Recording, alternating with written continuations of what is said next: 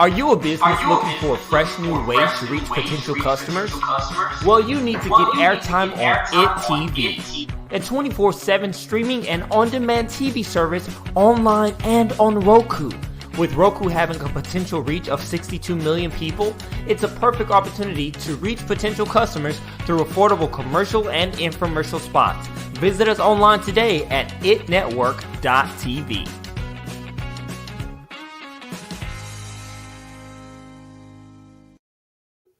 Good morning, and thank you for joining me on another episode of the Roundtable Talk Show. I am your host, Sharifah Hardie, and I have an incredible show for you today. We're going to have a lot of fun. I'm going to introduce you to some new guests, some new friends, and I have a couple of people who have been on the show a few times, so I already know we're going to have some fun. But before I go ahead and introduce today's guest, I'm going to ask you to do what I always ask you to do, and that is to go ahead and share this show, because friends don't let friends miss out on the Roundtable Talk Show. So while you're introducing your friends, I'm going to go ahead and introduce our first guest. You've seen him here before, Mr. Bill Pogee. Good morning, Bill. How are you? Good morning, Sharifah. I am well, and I'm very impressed by the new introduction. You like that? I do like that. It's very slicked up. You've come so far from when this all started. Very impressed. It's only been 300 episodes, Bill. People do learn. Only 300. That's 300 times getting up real early in the morning and doing this for the person who just said they don't like to work. Bill, don't tell the people all my secrets. I'm sorry, I didn't catch that. No, I said don't tell the people all my secrets. No, I'm sorry. I'm Bill Poje. I'm an author in Titusville, Florida now. The first novel is designed to be a big budget motion picture, the first of a trilogy, the Les trilogy. It is titled Painless. The 32nd tour is The Man with the Hurricane Full of Trouble is Augustus Valentine. Og runs an import-export company outside Port Everglades, started with illegal money. So were the real estate developments in Sandestin. People with illegal money must do something with it. Periodically, goods are smuggled in and out of the country. In come the rubies, sapphires, and diamonds. They are promptly stolen from Mr. Og. Who did what and why is the primary plot. Painless also features Jocelyn, Og's crazy girlfriend. Jocelyn sells Jaguars in Merritt Island. They have a weekend getaway in Ponte Vedra. There's a big hurricane finish on the beach in Sandestin with gold, platinum gambling in the mix, as well as character development chapters in Detroit, Philadelphia, Cleveland, and Nashville. And that is your 30-second book tour. I was interested. I thought you were going to tell us more, but that's okay. We're going to come back to learn more about Mr. Bill Pogee. I want to go ahead and introduce our next guest, Miss Lady. Tell us a little bit about yourself. Who are you and what do you do? My name is Lady March Goldwire. I am a licensed general contractor here in the state of Florida. I'm a certified building official for all 50 states, or certified to do work in all 50 states in the U.S. territories. And primarily, I'm just a really, really low-key individual. I am passionate about all things cannabis, all things hemp, all things mental health. I do a lot of community activism. Currently pushing the narrative and the bringing some awareness to equal pay for equal work and how it impacts us women out here in non-traditional roles. And I'm having a lot of fun while doing it all. So I'm happy to be here this morning and looking forward to some great conversation. Okay, now you say that now, but I'm telling you, between me and Bill, I can't make any promises, lady. That's going to be I see. But I am going to go ahead and introduce my next guest, Mr. Hasib Awan. Hasib, CEO of Defining Secure Mobile Service, where they protect important people's mobiles. Good morning, Hasib. How are you? I'm good, Sharifah. Thanks for having me on the show. Good morning. I'm Hasib, based here in California, and we work with high-profile individuals in cell phone security. Right now, cell phones are basically the one thing that we use the most, 8 to 9 hours per day sometimes, and they're not safe.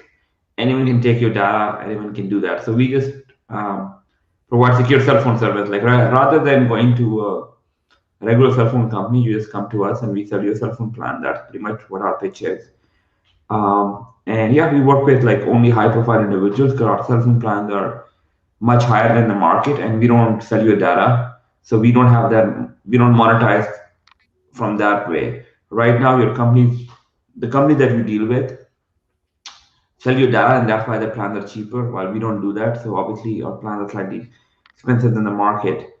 And we don't give you Netflix, Hulu, or other things. We just give you one thing, that's security. Based here in California, and that's it. We are growing. We grew 200 times last year, and we should do pretty well this year too. Thank you, Hasib. I have some questions for you. We gonna talk, Hasib. But first, I gotta introduce one of my old friends, Mr. Curtis Partridge. Curtis has spent more than 20 years in the information technology field with a focus on cybersecurity. So somehow today, I think we're going to be talking about security. Good morning, Curtis. How are you? Of us are Floridians, but good morning, Sharifah. I appreciate the invite. And we have been an IT company for about 20 years. And primarily at one point, we were a type of company that came in and we were your IT department. We replaced desktop computers and set up your notebook computer and things like that. Nowadays, the focus is security. Matter of fact, we had a company just this week that we've been working on some projects with, and they said, look, can we kind of sideline a couple of these projects? We really need to focus on security. So companies are realizing they're in a precarious situation.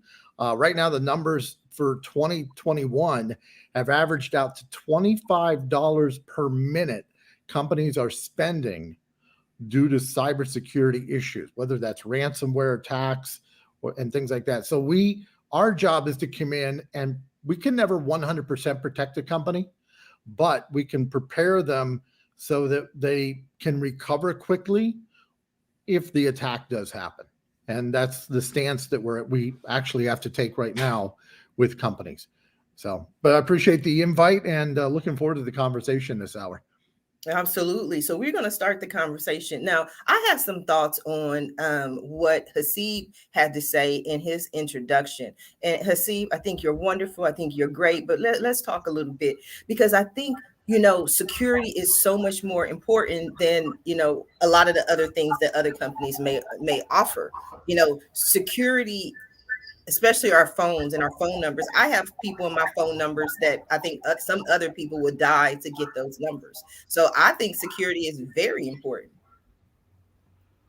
Absolutely. The problem with the cybersecurity is that people don't realize it will happen to them. They always think that it will be someone else, right? They will think, okay, it won't be tomorrow. Oh, these people, we don't belong to that profile. And that's why people don't take it seriously. Secondly, the problem is the cost. A lot of people will spend maybe money on buying a better lock or buying a security system. But when it comes to cybersecurity, they would not even set up like a two-factor authentication, which is free and super simple, because it's just a habitual thing. We do get, because we work in a very high risk industry, we do come across people who are very, very, very negligent in their security. They'll be running like millions and millions of dollars of funds from the bank every day, cryptocurrencies, and doing a lot of transactions on their phone, but they will not spend like $50 on their security. And when they get hacked, they come to us and say, "Oh, can you get us back?" No, it's not. Like, what's gone is gone. So I think, like as Curtis mentioned, like, companies are now spending more. As I said, they have understood the reality of how to secure their phone, not just cell phones, but like everything that entails or cover their digital security needs. Curtis, your thoughts? Well, to expand on what Hasib said, a lot of people believe they're secure because they aren't important to anybody in the world. They think, okay, I have a small business, I'm not significant. But a big turning point for this was the Colonial Pipeline attack.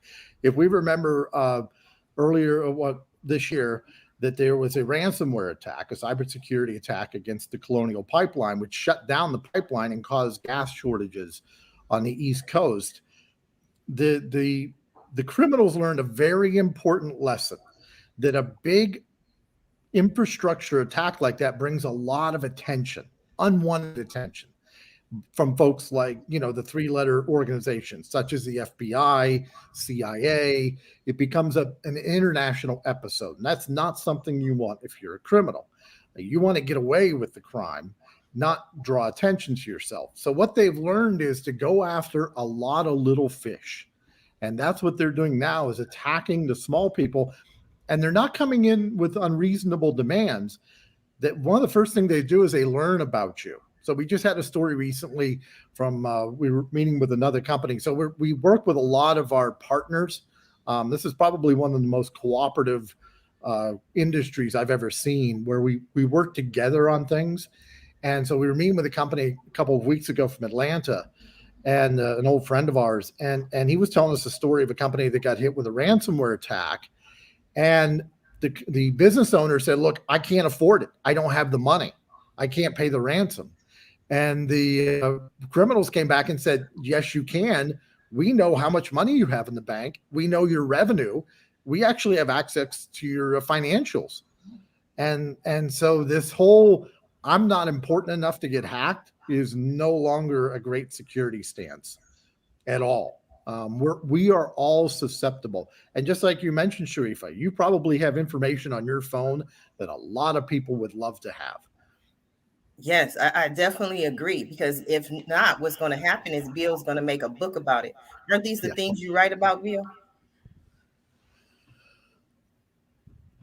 There's the unmute.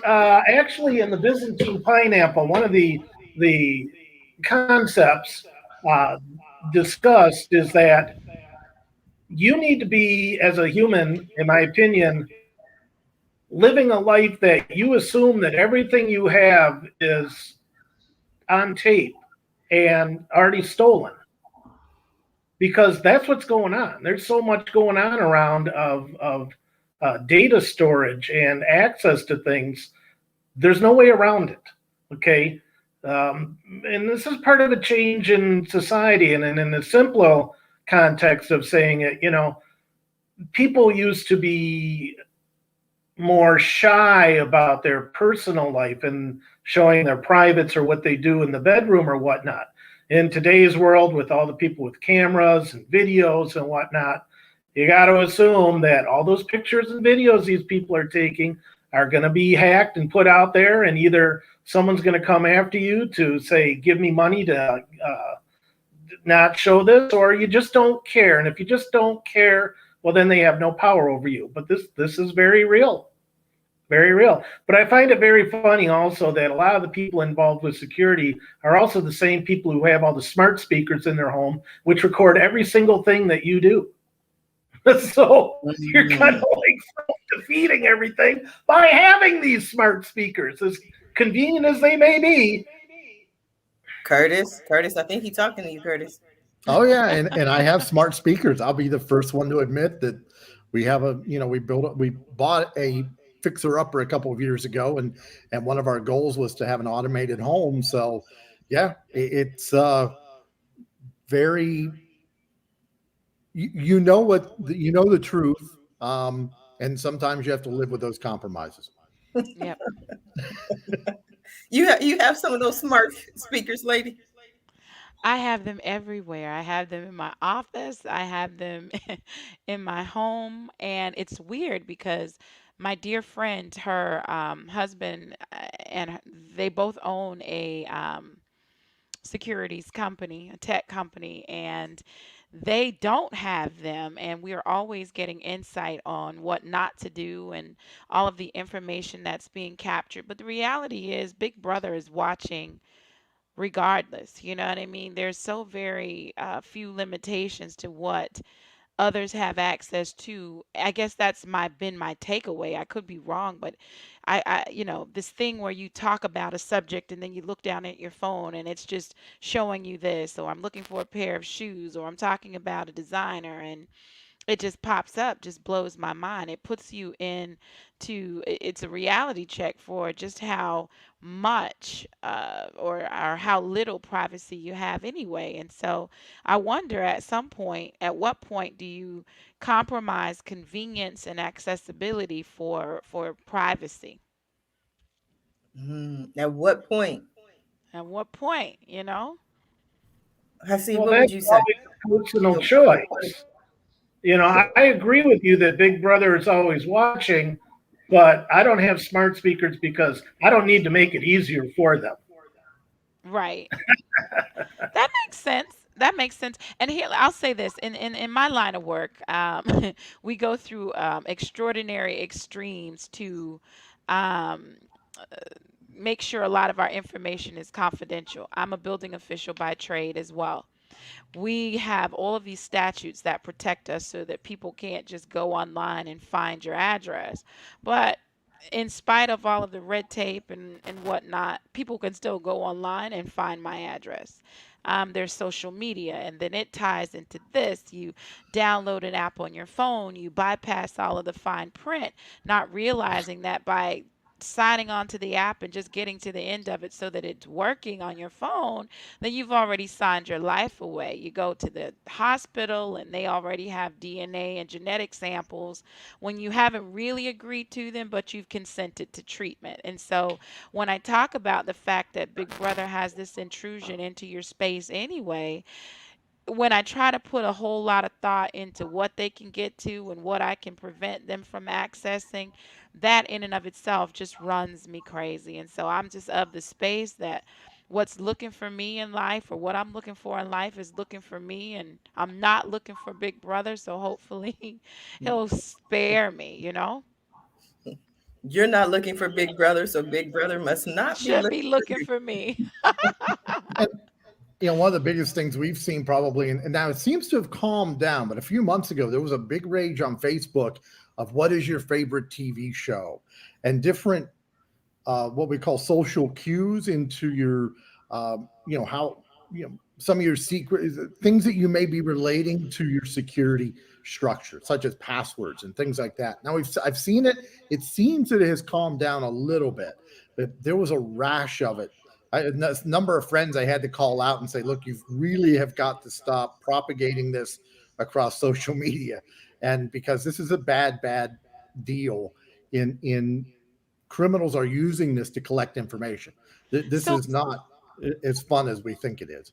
Curtis, how does that happen? Because I've heard that, people will tell you, how many children do you have? Or they ask these random questions, and then I'll get an IT person, or my girlfriend will do the same thing. She'll call and say, they're really only getting you to answer information. How many people are born in September? And they're collecting all of this data, and you're really not paying much attention to it. So, how did that whole movie thing tie back to them extracting information? What was there's a disconnect for me.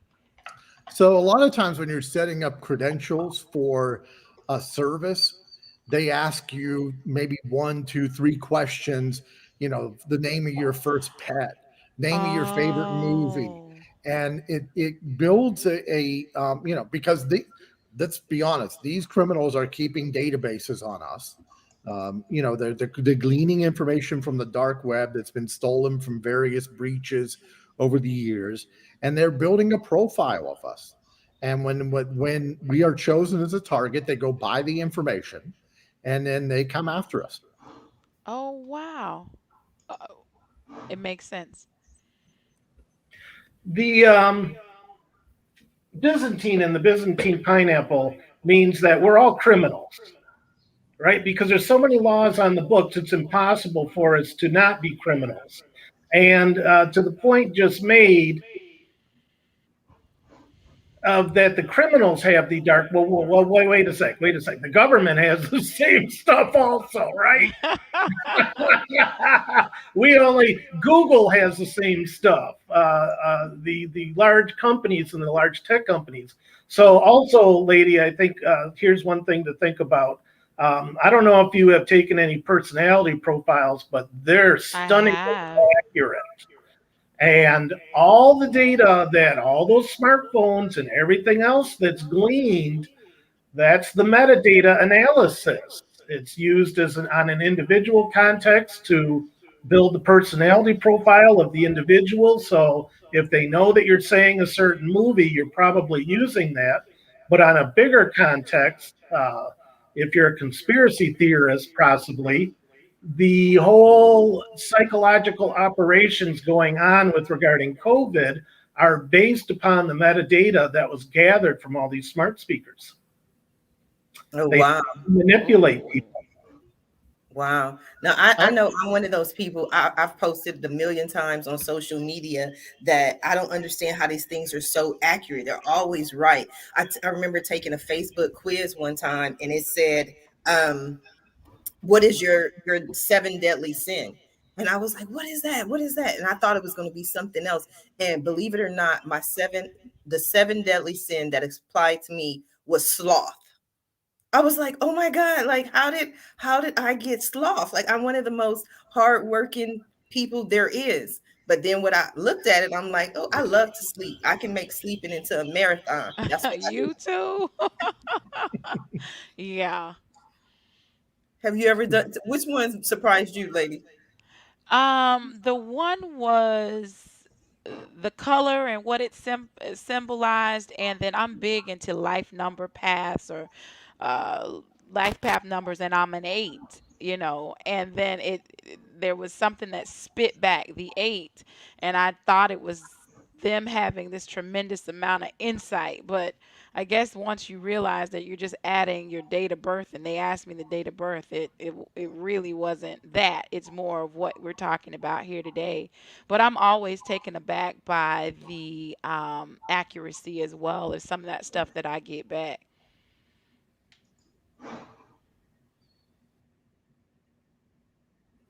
Curtis, should I take those tests? Am I giving up my security? So, yeah, I avoid those ones on the social media now they do have a great role, I think, in matching up people with, like, so in our business we have a team of 7, and my wife, our CEO, is very diligent in testing individuals that join our team if they're a good fit with the rest of our personalities, a good cultural fit. So I think they're valuable on a professional level, but yeah, I do avoid them on social media. One of the things I was going to speak to that Bill mentioned, so I'm traveling in Las Vegas. We have 3 information technology conferences that are taking place this week in Las Vegas. And so my hobby is aviation. Well, sure. And I'm not a gambler, by the way, as referenced in the massive loss at the Bellagio last night, but not massive for me. Anything more than $10 is a big loss for me. But anyway, I'm not a gambler. But I did notice I am getting advertisements for aviation related businesses in Las Vegas while I'm here. That just blows my mind. How, even on a social level, that these advertising companies have that much information that they can make those connections. It's all a voice activation. It's, everything. We're talking to Siri. We're talking to Bixby. I see it when I'm in my car. And, they let you connect your phone to the car, and then it'll pick recommendations for where I might like to dine in the evening, or it's the weirdest thing. That's what I'm saying. How do you get around it? And then this notion that Bill just threw out there that we're all criminals. You would think one would be offended, but at the end of the day, it's so intriguing because there's so much truth to it. Well, that's what the book is about. It's a nonfiction that deals with that issue, and it's the first of a few to come. Pineapple means and relates it to government spending. They're currently out there with this massive spending bill they've been trying to push through. Doesn't matter. Damn thing's never going to solve anything. All that's going to happen is a bunch of money is going to go to those inside the pineapple wall, and they get to eat the fruit of the pineapple while those on the outside get a pittance. The CARES Act, there was $2.2 trillion. All those $1,200 checks added up to no more than between $75 to $150 billion. Where'd the other 2 trillion go? It went to those inside the pineapple wall. But back to Curtis on one thing, it might be through your hotel. Your hotel is booked on someone's credit card. If the credit card ties back to you, then they know you're traveling to that area, or if you happen to get a rental. And that's another way that they could have tied it back. Oh, you're going to be in Vegas. You're staying at the hotel. We already know you're into aviation. Here you go. Mm-hmm. Wow. Yep. What are your thoughts, Curtis? Yeah, when you start thinking about these multi levels of connections, so my company booked the hotel, so that wouldn't be in my name, but I did rent a car because I'm sticking around town for a few days, so I'm going to go pick up a car in a couple of days. So, and that's in my name, so that makes a lot of sense, and so if these legitimate companies are able to make these connections, imagine what criminals can do with the access that they've been able to glean over the years in breaching these large companies in these massive databases. Yes. So with all that said, Haseeb, you say yours is secure. How do you remain so secure? So number one thing is like whenever you can buy someone call logs online. So if I want to say Sharifah, I want to see who you called in the last 90 days, I can just pay someone and buy that call log. There's a dark web for that. You pay them some Bitcoin, Ethereum, because a lot of them are cryptocurrencies. Okay, And hold on, Haseeb. I don't usually, or let me say, I don't always cut people off, but we're gonna stop right there. So I know. I'm like, you going too far. Let's come back to elementary for me, second grade. People can buy my call logs because my call logs are only accessible through my carrier, correct? Correct, but the carriers sell that, right? So there are people in the carrier who sell them. Wow. The I had carrier no sells idea. my call logs? Yeah, you call log your location data. You can buy someone. So if Curtis is going to, I don't know, I'll just make up a random name like John is going to a specific location. You can actually pay someone to monitor them throughout the way. Who calls they made, like you always hear about someone. So yeah, you can buy call log for I think $200-$300 for someone. Okay, let's go back again, Haseeb, because maybe it's me not understanding. Did you say somebody could buy my call logs from my carrier for $200 to $300? That's correct. Okay, because I thought, and again, I'm back in elementary, that when they say, some marketing, I was under the impression that this was more like I'm a female who lives in California, not specifically the logs of the people I speak with. No. So the companies, when you sign up the contract, right? The reason why I said if you read the contract, they say we sell you data. It's part of your contract. You can look at your contract again. We sell you data. We monetize it. That's pretty much what it is. So they will sell it to anyone who needs your data, right? And the data basically gets aggregated in a specific, like a pool, where not just one company sells the data, but every company sells the data. And then someone can just run ads based on that. So if you run ads in Facebook, you can actually specify the age, gender, but also interest. What is this person interested in? And those interests are based on the people you hang out with. Like, if you have 20 friends who are all interested in like fashion, there's a likelihood you are also interested in fashion too. So that's how they collect the interest. But there's also a dark web market for your cell phone data. So if you want to buy someone, again, call logs, you can buy that. If you want to find someone's social security number or credit score, you can find a telephone number. We kind of make a joke that your telephone number is more important than the social security number right now. It's linked to every account, your bank account, everyone. Your telephone number is everywhere, and that's not secure. And if someone tried to hack your telephone number, I think the Princeton report says that 80% of the chance they would be successful to take over your cell phone number. Sometimes it's social engineering, but most of the time it's like just a bribe. Someone who's working in a store making like $10 an hour would happily sell you all information for $200. I'm speechless. Lady, help me out because I don't. My mouth is on the floor. Like, and this is exactly what I was saying near the opening. If this is the deal, and I've not gone through all of the fine print, But there have been a few instances where I've downloaded an app per se. And when I really dial back and peel back the layers of what it's saying it has access to, unless I physically go into the phone settings and cut off access for XYZ, I'm blown away. I had no idea until Hasib just said it that you could essentially figure out everyone that I've talked to in the last 90 days for a few $100s. Like, I too have, conversations and telephone numbers in the line of work that I'm involved in with people who would never want their information readily available to the general public, but yet it's available. I'm flabbergasted.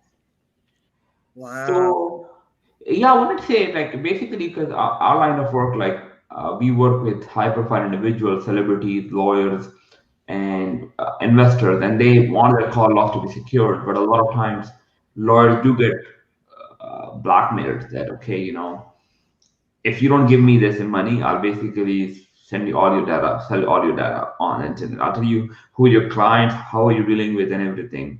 And that is basically a worrisome because, as Curtis mentioned, that they know exactly how much money do you have, so they can ask for that money, and they don't care if someone dies. To be honest, they absolutely don't care.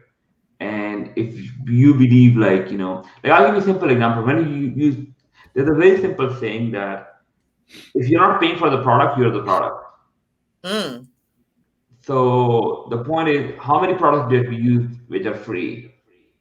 Like how is it possible someone is giving you something for free? Like if someone restaurant says, hey, you can eat as much food as possible, what are they getting in return? So that's one thing. That's like privacy invasion and changing your thought beliefs and everything. But more important part is that if something goes wrong, like if you get hacked, what happens, right? Like who do you call? But generally, people will still take it very, very not serious because they believe it would not be them, it will be someone else. Wow. I think that was deep. On that, we're going to stop and take a brief commercial break, and we'll be right back. You need jordansrooter.com. Get free estimates, 24-hour service, special discounts for seniors and veterans. That's jordansrooter.com. Have a home repair or some remodeling you need done? No problem. We can handle all that too. Give us a call today at 800-300-0358. At Jordan's Rooter, we take pride in our work and always make sure to get the job done right the first time. That's jordansrooter.com. We want to be your Mr. Fix-It.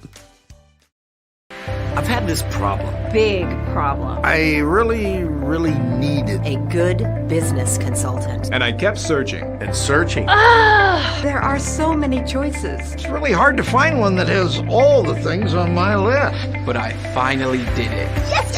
Thank you. If you are looking for one as well, look no further. Here's a really good one. Just use mine. Use mine. I'm very satisfied. Definitely recommend. Problem gone. Thank you.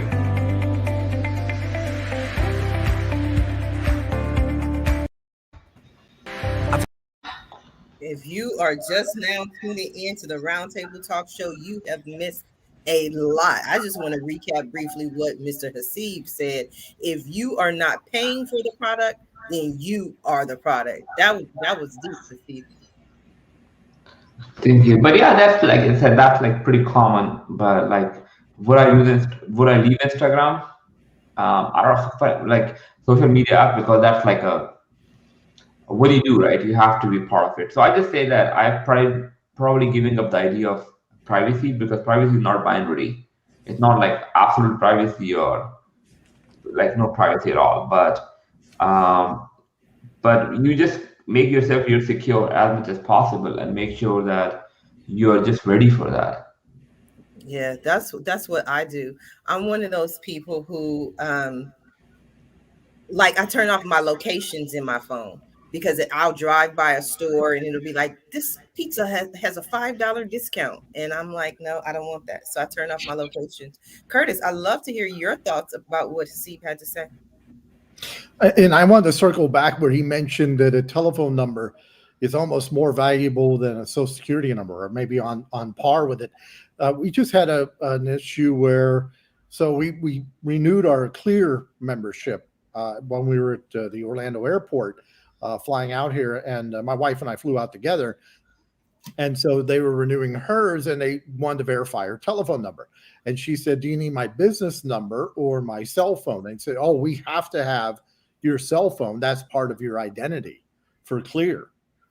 And so that's what they're using to authenticate you. One of the ways, of course, they use your eyeballs and your fingerprints, but one of the other ways is your cell phone number. And that is because of multi-factor authentication through text. So your telephone number is an extremely valuable element, as Hasib said. That is absolutely true. The other thing he mentioned was education and understanding. A couple of you have mentioned this. It's understanding how your information is being used and what you are releasing to the public. And we don't sell anyone any type of security package that does not include employee education. That is the first line of defense for a business, is training employees as to what to look for, what's a bad email look like, and what's a good email look like. That's what it comes down to. Wow, that is interesting. But I want to go back to what you said and what Hasib said about I'm having fun today. About the telephone number. Now, I'm one of those people, I never keep telephone numbers in my phone. Like, I keep a very small circle. So if I haven't spoken to you in a matter of days, your number, not days, let me go back to maybe months, and I'll just delete your number. And then someone will send over a text and they'll be like, hey, Sharifah, how you doing? You want to go out on Friday night? And instead of doing the standard, who is this? I will literally Google the phone number, and the internet will give me the person's name. And then I'll be like, oh, hey lady, how you doing, girl? Yeah, I'm going out. But I get the information. Maybe that's me. Maybe I'm alone. Maybe I'm the only one.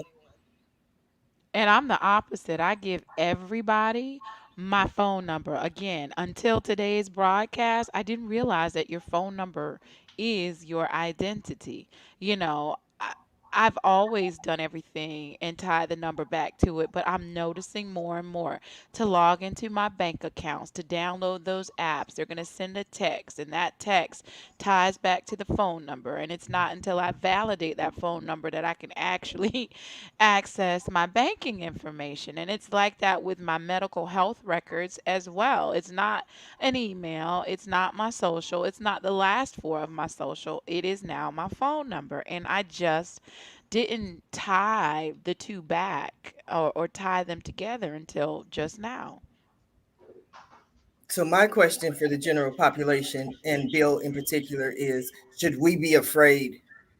Well, I was thinking about, I think it was Lady who said earlier that if you actually read what's in all these apps, that your phone number is only part of the phone. And for most people in this world, you have all the apps then.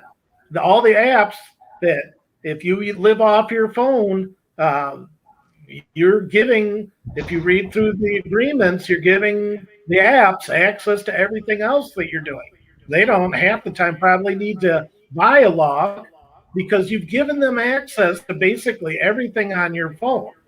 When I first got a cell phone, I wanted a light to display it. So you got to download an app for it. I downloaded the app and I read through the agreement and what it was giving them access to. And I said, I don't need to have a flashlight on my phone. I'll get by. And I like you say, it depends. It's a personal choice. Everything you have is out there. So do you want to make it easier for them or not? I myself have made a choice not to use smart speakers, and I don't live off my phone. I don't do my banking off my phone. I don't do I don't do any social media off my phone. I don't have apps on my phone because I'm not going to make it easier for them. But that's a personal choice. Always your choice. Let me ask you a question, Bill, Hasib, and Curtis, and even Sharifah. Is there a way to go back now? Now that it's out there, can you pull it all back? I think so there are a couple of companies who will basically delete your information online, and they will keep on scrubbing all information. The problem is that it's not 100% there. Just you can reduce your risk of being hacked. But again, the point is that I believe, let's put it this way, right?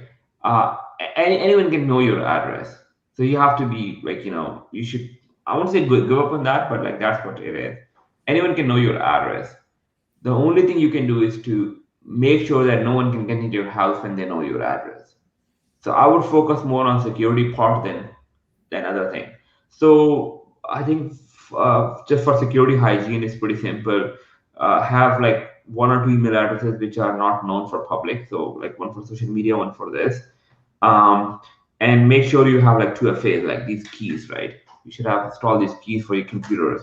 You should have an app-based authentication, whitelist IP. If you use a VPN, create your own VPN. Again, this may look pretty alien for a lot of people, but just starting with like basic thing, have a 2-factor authentication there. Why do you need to give your date of birth to every freaking site in the world? Just don't give it. Like, just ask for like, make up one and just give it to them. They don't need your actual date of birth. Why do you need to have where did you met your spouse? Like, okay, man, that's none of your business, right? Just make up a city and just say, we met in Frankfurt. Just to make an example. So you can do all of those things. But long story short is that you can create like kind of identity online and just pay for it. There are a lot of email services which are paid, and you pay like a couple of dollars per month, and they don't sell you data. They are kind of more secure than regular email accounts.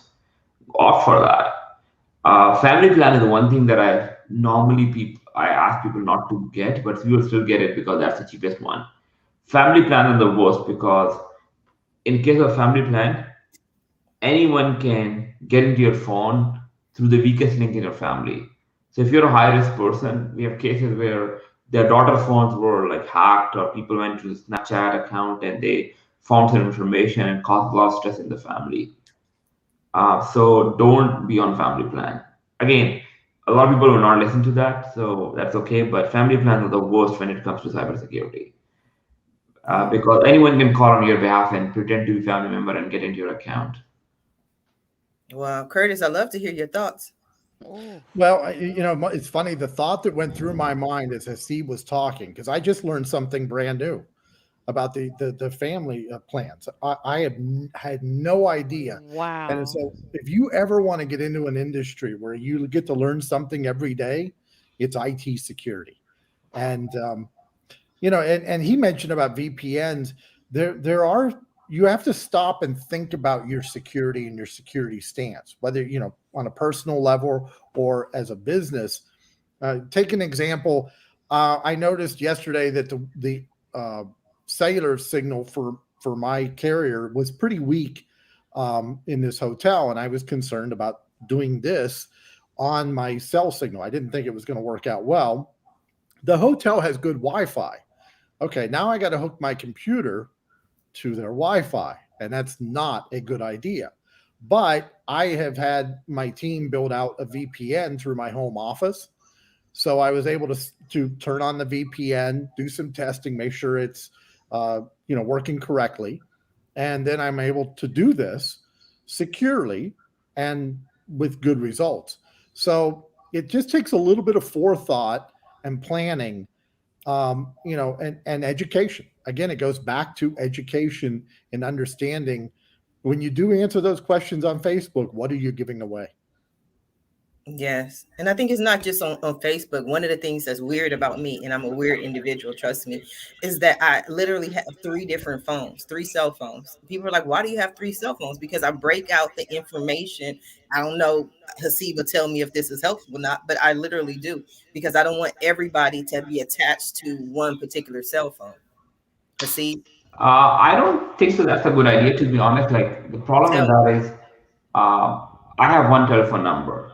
Mm-hmm. Right, maybe like 2 because I'm in cell phone businesses, so I have multiple just for testing purposes. But primarily, I have one number, and I'm not shy of giving away my number. I give it openly because I'm not scared. I know our security is so good, but for every consumer, that's not good, right? Like, you understand how this system works. So long story short is that Having multiple numbers is not a good idea. Having a family cell phone plan is a very bad idea because the problem is you may not be the target, but someone else in the company, in your family, can become a victim.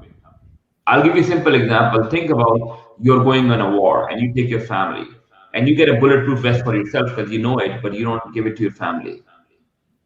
So you're putting them in danger by just being associated with you. So get off that.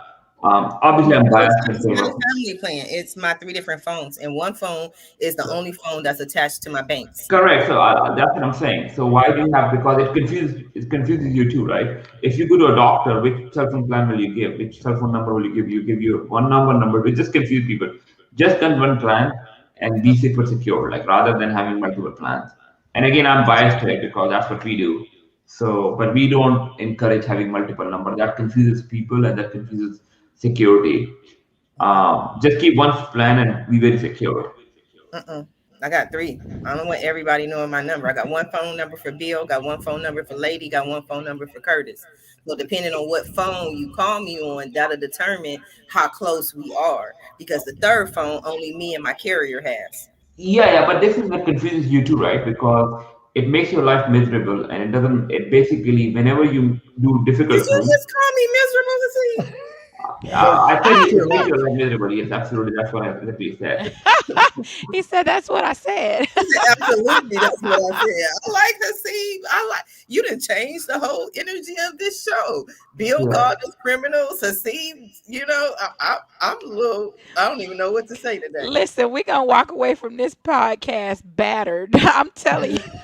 We are being lady. Tell your PR person, I'm sorry, ladies. I apologize for even booking you on this show with Sharifah Hardie. Bill? Listen, but it's good. It's good abuse because you don't know what you don't know, right, Sharifah? And you're listening to the gentlemen, and they are so forthcoming in the information that they're providing to us.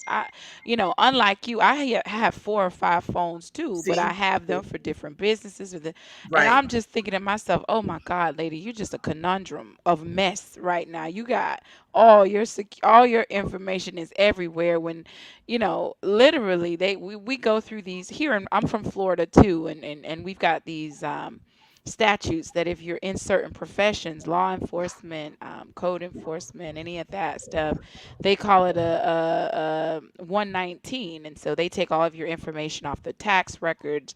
They take all of your information off of the DMV. Nobody can just run your tags without there being some consequence or needing to explain why. But you have all of those extremes that you go to protect you, and then you've got phones all over the place that just by distributing the phone number, people have access to you anyway. And that's what I was saying earlier, with the smart speakers. For me, it's like, well, hell, everybody has everything essentially anyway. I like what Haseeb said, though, about, people can have your address. They just don't need to be able to get in your house. And so my mind is now thinking how to insulate myself from the inside, if that makes sense.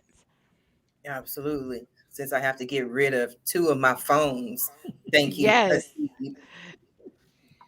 How you doing, Bill? If you're a conspiracy theorist like myself, just inviting Alexa in or whatever smartphone speakers you have, you've already made your place less secure. You've invited them in. And again, it goes back to, do you think that the people with these smart speakers are criminals or not?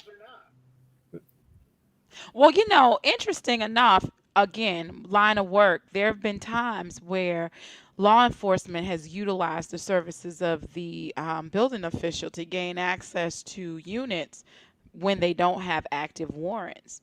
And once they're inside, obviously, they have access to whatever. But I've physically seen officers go straight past the laptop and grab Google or Alexa, unplug it, and there you go. I didn't really understand why, but I do now. Curtis? That's an interesting insight. We think of these little devices from an IT infrastructure point of view. We think of them as somewhat dumb devices because most of the work's done on the cloud. But sure, I'm sure there's some information that is stored for a certain amount of time locally, cached, as we call it. so that it is, more, it responds more quickly. So that's, I've never thought about it, but it probably would be the case that a good investigator would grab those devices. And grab those devices. Mm-hmm. Yes, but I also think that we often don't think about security. I'm one of those people that I send and delete. I always erase my call logs. I always erase my text messages because I have a lot of conversations with people who would not like those conversations to get out or to know who I'm speaking with. But I don't even know if that helps. Well, yeah, no, because they still store those. Because even if you deleted them and say, for whatever reason, in our criminal behaviors, they extracted or subpoenaed text messages from the carrier, you deleted it from the phone, but they are somewhere. I've seen that on occasion too, where they've been able to just get a whole. It's like, what do? To really put yourself in a position to outsmart technology. No, I get that. I mean, I understand that completely. The reason I do it and I clear my cache and clear the history is not for any criminal activities, Bill. But just in general, when I watch CSI and NCIS and all these things, the police officers always go right to the history, and the criminal has Googled how to kill my wife. And I'm like, really? You know what I mean? Like, you for real? You know what I mean? Like, at least do some preliminary work. And I won't even ask Steve about that. This has been an incredible conversation. I've learned so much. I feel guilty. Yes. I think in over 300 episodes is the only one who made me feel bad. As far as deleting information. Now, yes, if you are Googling some illicit things, yes, obviously be smart and delete it. But most importantly, make sure you're in a good security stance. One of the things that we did, which really made me feel better as an IT provider about 1.5 years ago, is we decided to allow ourselves to be hacked once a month. And so it's called a penetration test. And now we have a distributed workforce, which makes it interesting. We don't have all of our workers in a central office because we serve a large part of the southeastern United States. So we actually, every person's home who works for us has to endure a penetration test. And so we're actually hacked every month.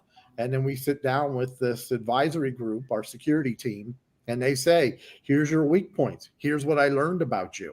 By the way, here's a little nugget of information about you that maybe you don't even know. And I'll tell you, the first couple of months, it was shockingly eye-opening. And we really were comfortable with our security stance that we were doing a bang-up job. We were doing well. And we were. They said, you're not a horrible risk, but there are some things you need to fix. And it's great when we bring on new team members. It opens their eyes and develops this culture of having a security-minded stance around our own personal information and company information. And more importantly, our clients' information. Mm-hmm. That sounds like a story that I need to hear one day, Curtis. What did they catch you doing? You was doing airplanes and flying around during company time? Actually, I got caught.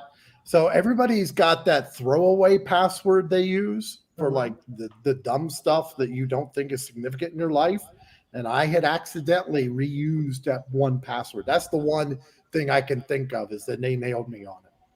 Oh, wow. This has been an incredible show. We are coming down to the last few minutes of the show. And what I love to do at the end of every show is just simply allow my guests the opportunity to speak directly to the audience, to everyone who is watching this show live, as well as everyone who is watching it in the archives, and let them know what you want them to take away from your appearance here today. And we're going to start with you, Hasib. Yes, so I think the one thing that you have to take care of cybersecurity is that figure out a very simple plan. Don't overcomplicate your life. And simple thing is put up a two-factor authentication everywhere. It literally takes 5 minutes. If you are using Gmail, you can go and set up a 2FA by using an app like Google Authenticator, Microsoft Authenticator, Authy, or other gazillion apps. Just pick up one. Use a password manager. Any password, like don't sweat over. Pick up any top 10. They should be fine. use these like UB keys, or this is a different one. But try to use like these keys, hardware keys, to log into your computers. If you even do these 2 3 things, you'll be secure than 99% of the people in the world. Okay. And where can people find more information about you? Ifani.com, efani.com. So that's pretty simple. Okay. You're going to see my order on there in a couple of minutes for the fourth phone. Well, if you have our service, you don't need 4 phones. You can only stay with one. Absolutely. Bill, what do you have for the people? Byzantine and the Byzantine pineapple not only means that there's so many laws on the books that we're all criminals, it also means that what's going on, back to Lady's point in a way, if you're a serf, that data's out there and they're going to take it and they're going to use it against you. But if you're a bigwig, you get to go use bleach bit and wipe all the evidence away, and none of it gets used against you because that's the Byzantine way we live in. It's one thing to complain about everything. And I said earlier that no matter what spending bill they pass, it won't change anything. The issue is having a solution and using information systems analysis, and systems design. Inside the Byzantine pineapple is a blueprint for a macroeconomic formula for pre-budgeting government to a flat tax. You say that each department of government gets the same percent of the tax dollars available. You can collapse all the social welfare programs, the living wage, the medical, and the housing down to 3 things that treat everyone equally. And if you're looking for something different than what either the political right or the political left are pushing out there and want something that treats people equal no matter what, please take a look. Absolutely. Thank you, Bill. Curtis, what do you have for us? So my wife is our CEO of our company, and she works with her team, and they develop every Wednesday morning. They push out a simple, it's 1, 2, maybe 3 paragraph email that's just a reminder about how you can protect your security. We call them our weekly cybersecurity tips. Now, I will tell you, we hate spam. This is the only email you will get from us. We don't email anything else to you.